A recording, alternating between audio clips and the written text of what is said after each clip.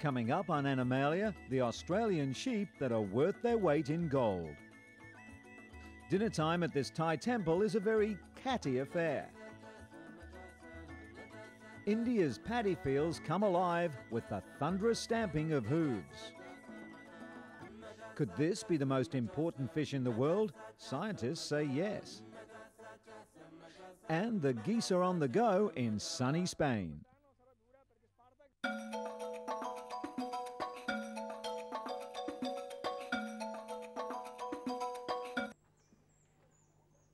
Barely 2 years after he was born, captive Philippine eagle Kabayan is set to be released next month from his cage at the Philippine Eagle Center in Malagas, Davao, southern Philippines. The Philippine eagle is critically endangered, with its population down to an estimated 500 pairs. Aside from breeding and research, the centre and its volunteers regularly hold bird shows at a nearby bird park to educate the public. The show calls attention to the plight of birds which are indiscriminately shot in the wild. The decrease in population is also a result of shrinking forest cover. The captive Philippine eagles, also known as monkey-eating eagles, used to be fed live chickens before the outbreak of the bird flu virus. But to reduce the possibility of being infected, they're now given freshly slaughtered chickens and fresh fish. The Philippines remains free from the deadly strain of the disease, due in part to the tough stance taken by the government. Aside from poultry imports, the Philippines has also banned imports of parrots, eagles, and other exotic birds. While it's not the largest eagle in existence today, the Philippine eagle is undoubtedly the tallest and holds the world record for wingspan, which can exceed 8 feet across. So far, 13 eaglets have been born and bred as part of the centre's conservation breeding program. According to Information Officer Tatit Kiblat, the main mission is to set free the offspring of their captive birds to help complement the dwindling population in the wild. The centre is expecting 3 more Philippine eaglets to come out of their shells soon, while the youngest chick they're currently caring for was born a month ago. Hampered by lack of funds to conserve the endangered species, the centre is putting them up for adoption. Each eaglet reportedly requires close to $2,000 annually for its upkeep. It's hoped the bird shows will not only attract tourists but donors as well. The sooner the centre can afford to keep the Philippine eaglets that it breeds, the sooner they can release the rare birds into the wild.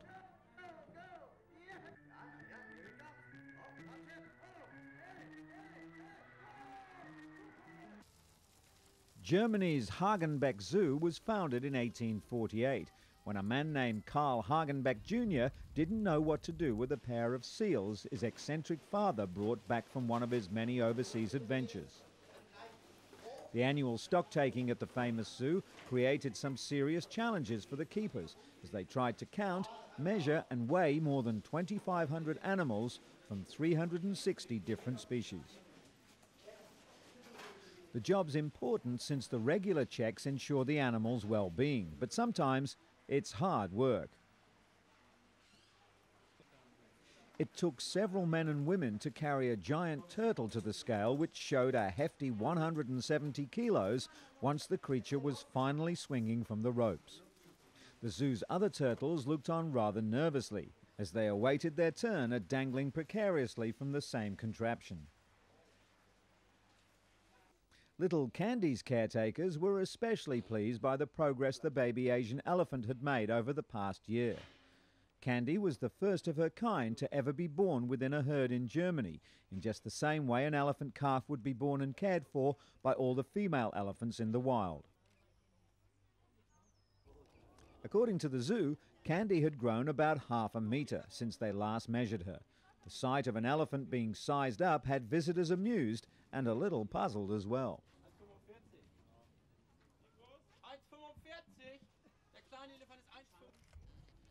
The llama count came next, and the gentle pack animals made life easy for their keeper. Llamas are such curious creatures that they were happy to just stand in one spot and watch him do his duty. Unfortunately, the same couldn't be said for the flaming flamingos. Their poor minder kept losing track, and when one of his colleagues suggested that he count their legs and divide by 2, he wasn't very impressed. Flamingos have longer necks and legs in proportion to body size than any other kind of bird. They're herbivorous, surviving solely on blue-green algae with a filter feeding mechanism that's more similar to the southern right whale than any other animal. Female flamingos will lay a single white egg, which both parents incubate for 28 to 30 days. The chick is then fed a bright red secretion formed by glands in the mother's upper digestive tract that's rich in blood. Parents know their own young by their voice, and even in flocks of over 1 million birds, will only feed their own offspring. And just for the record, the final count came to 130 pink flamingos, or thereabouts. Finally, it was time for the camel weigh-in, which sounds like quite a chore, but thanks to a huge weighbridge at the back of the zoo, there's really nothing to it. Of course, having a snack while standing on a weighbridge mightn't be the smartest thing to do, but nobody ever claimed that camels were very smart. And after a bit of fine-tuning of those enormous scales, the news isn't all that good. It seems that someone's been storing a bit too much fat in their humps. Time to take a nice long walk back to the camel enclosure and no more carrots. A bale of wool estimated to be worth over $1 million was safe under armed guard at a bank vault in Brisbane in the Australian state of Queensland. The Australian Wool Testing Authority certified the wool as 11.9 microns thick, the finest bale of wool ever tested in Australia and possibly the world. This is the 4-minute mile for the wool industry, according to Rick Goodrich, who, with his brother Bim, owns the Queensland property on which the unique sheep were raised. The brothers say their flock is extremely pampered, but won't reveal any more. However, it's rumoured the sheep are fed on a special diet while listening to soothing music. The $1 million bale will be auctioned on the world market within the next few weeks.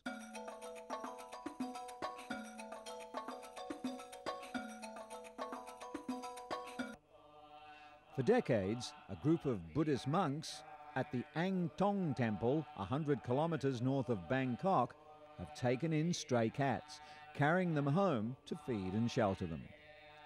Monks at the temple are not concerned that the deadly bird flu virus could harm their feline friends. To prove their point, a dozen monks sat down with over 100 stray cats at a banquet lunch consisting of fish, rice and beef, although chicken was noticeably absent from the menu. The temple spends about 900 baht, or $220 a month, to feed the stray cats, but said it was not enough, and therefore cats were hungry and would still hunt the local wild birds. Only recently, 3 domestic cats died in Thailand of the same deadly bird flu virus that's killed at least 22 people and 100 million chickens in Asia. Health experts are concerned about the bird flu infecting other animals, as it could prompt mutations in the virus that in turn could make it easier to pass on to people. Prime Minister Shinawatra asked pet lovers to stay calm, but urged them not to feed stray or domestic animals uncooked chicken. It wasn't an easy message for the Thai people to take in. They love their cats, and thousands of strays live with humans in impoverished rural and urban areas, especially around temples. After all, Thailand is the fabled birthplace of the prized Siamese cat. The temple's abbot has now promised to employ more hygienic practices when dealing with the strays. Surfers and a handful of sunbathers had to share Copacabana Beach with some unexpected visitors as 2 whales cavorted off Brazil's Rio de Janeiro coast. A female southern right whale and a calf frolicked some 50 metres from the beach, pausing in front of Rio's traditional Copacabana Palace Hotel and drawing an instant crowd of schoolchildren, tourists and fishermen to watch the show. Environmentalists in particular were happy to see the return of the right whale, which was almost hunted to extinction but is now being seen again along the Brazilian coast. The southern right whale can grow up to 18 metres long and weigh over 100 tonnes. The leviathans migrate north from Antarctica to mate from July to November off the coast of Brazil, South Africa and Australia.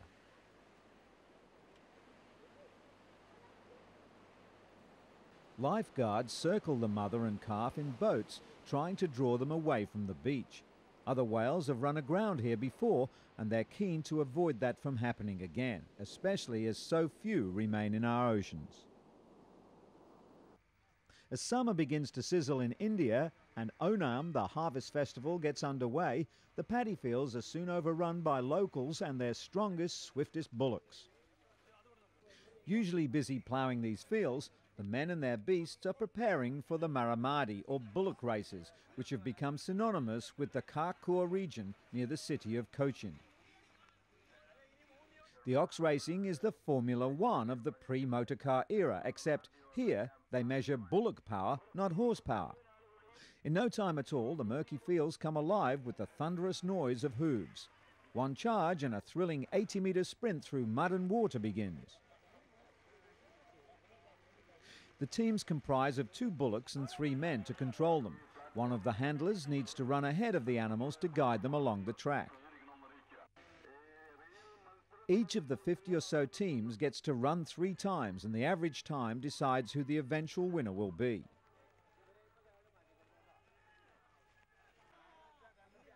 At first, this competition was a 4-day affair, but so many people now come from around the country to see it that organisers have turned it into a week-long festival. And while these races, for the most part, are a reflection on the past, the only modern-day concession that's been allowed is a stopwatch in order to get the most accurate times possible. But the festival has not been free of controversy. Animal rights activists approached the High Court to seek a ban on what they called a cruel sport. Fortunately for the locals, the court disagreed and has allowed the racing to proceed under the watchful eyes of court-appointed officials. Monkeys spend most of their time leaping around the tops of the trees, either with the help of their arms or by swinging from their long tails. But one monkey named Arsi at Israel's Monkey Park did it a bit differently, with a tilted head. Vets soon realized that something was wrong, and a CAT scan confirmed it. The poor little primate managed to get water in the bone next to his inner ear, and the only way to help him was to operate. Tel Aviv's Tel Hashoma Hospital came to the rescue, and Dr. Cronenberg offered to do the procedure which he usually reserves for his human patients. The whole thing was so unusual that he didn't even know how to best position the monkey before getting started. According to Dr. Cronenberg, the fluid in Arsi's middle ear was probably the result of a viral infection. A small hole was carefully cut in the tympanic membrane, and the trapped water was then able to drain out.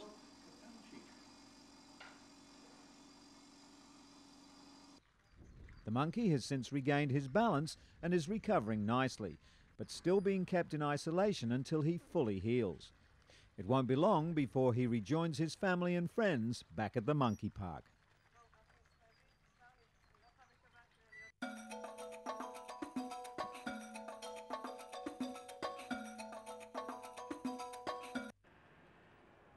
The Kenya National Museum in the Kenyan capital Nairobi is now home to a living fossil, an adult coelacanth, which was captured off the Kenyan coast of Malindi earlier this year. A coelacanth is a fish that was believed to be extinct 60 million years ago. Not only does it still exist today, but it's now believed to be a member of a primitive group of fishes that have been around for 400 million years. The capture of this marine curiosity was received with a lot of surprise by the scientific community, who've called it the most important fish in the world. An adult coelacanth can grow to at least 180 centimetres in length and weigh 98 kilograms. This particular one is slightly over 150 centimetres and weighs 77 kilograms. It's been estimated to be around 10 to 20 years old. The fish is currently under preservation and will be put on display in the next few months. One of its most amazing features is its skull, which is in two separate parts. A strong pair of muscles beneath the skulls lowers the front half to the back half, giving it an extremely powerful bite. The coelacanth is the only living animal with this type of structure. According to the fisherman who accidentally made the amazing catch off the shores of Malindi, the fish behaved very aggressively and they decided to keep it because of its uniqueness. Models of this lobe-finned living fossil will also be made and sent to museums all around the world. And speaking of ancient marine life, the first full-scale replica of a prehistoric supercroc has been unveiled at an Australian museum. The 11-metre-long flesh-on-bone replica of Sarcosuchus imperator, or supercroc, which lived about 110 million years ago, is the brainchild of US paleontologist Paul Sereno. It was Sereno who discovered the most extensive array of supercroc remains ever found during a dig sponsored by the National Geographic Society in Niger several years ago. On that dig, Sereno discovered supercroc vertebrae, limb bones, armour plating, jaws, and a nearly intact 1.8-metre skull. One of the largest crocodiles that ever lived, Supercroc was as long as a city bus and could weigh up to 10,000 kilograms. With startling figures like those, it's no wonder that Sereno was inspired to reproduce the giant creature as a museum exhibit. Replica designer Gary Starb, who designs dinosaurs for museums and universities such as the Smithsonian Institute, used over 2,000 kilograms of clay along with polyester resin and fiberglass to recreate the giant killer croc. While Spaniards go mad for Pamplona's bull run, Italians choose a less dangerous form of animal racing to pass the time. A gaggle of townsfolk and their respective geese gathered in the small northwestern village of Murano, as they do each year, to take part in the annual Goose Palio, inspired by Siena's famous bareback horse race. In a flurry of pre-race nerves, some of the 150 geese due to take part in the sprint were going through their waddling moves just one last time, after months of serious training. Others were content to wait it out in their cages until the big moment arrived. While last year's winner, Spartacus, just seemed happy to wing it. Word on the grapevine was that Spartacus had grown fat over the past year and hadn't been training very much.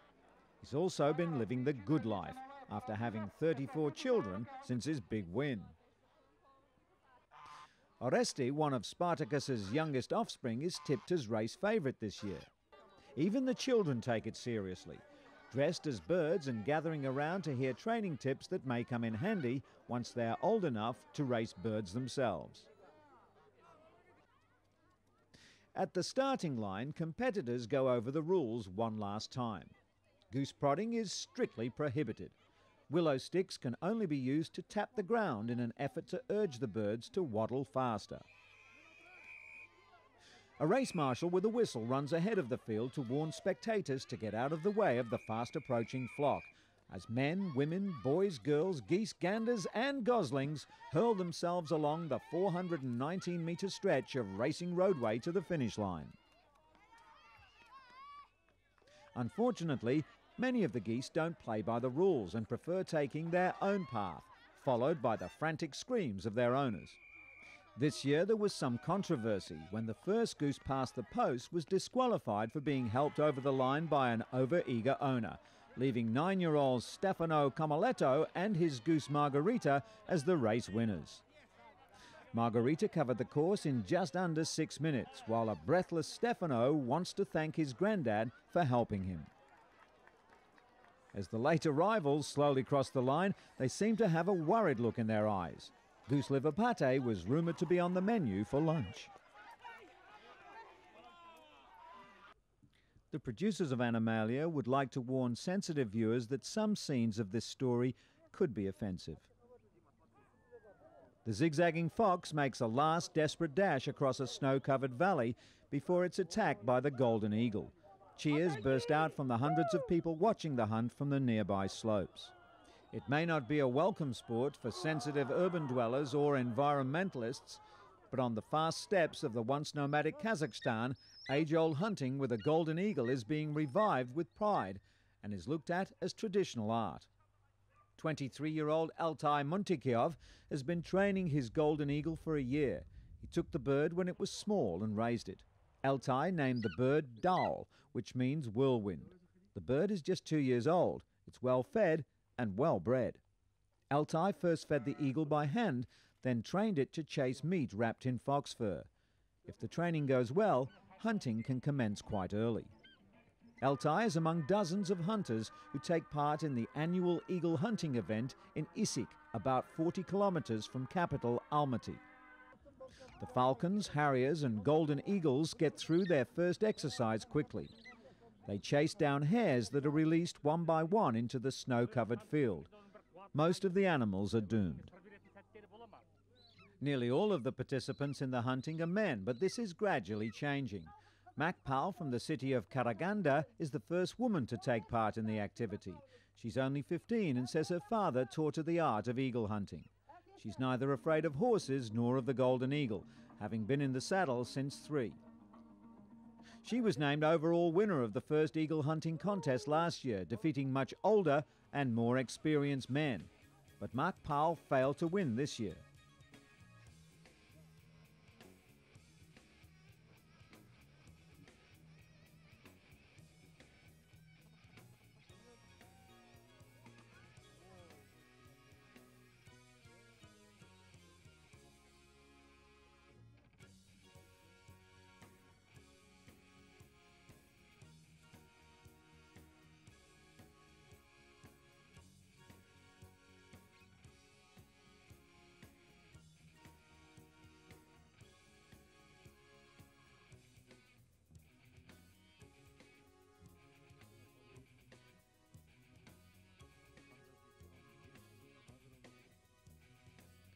In ancient times, eagle hunting was largely the domain of Khans who ruled these endless steppes.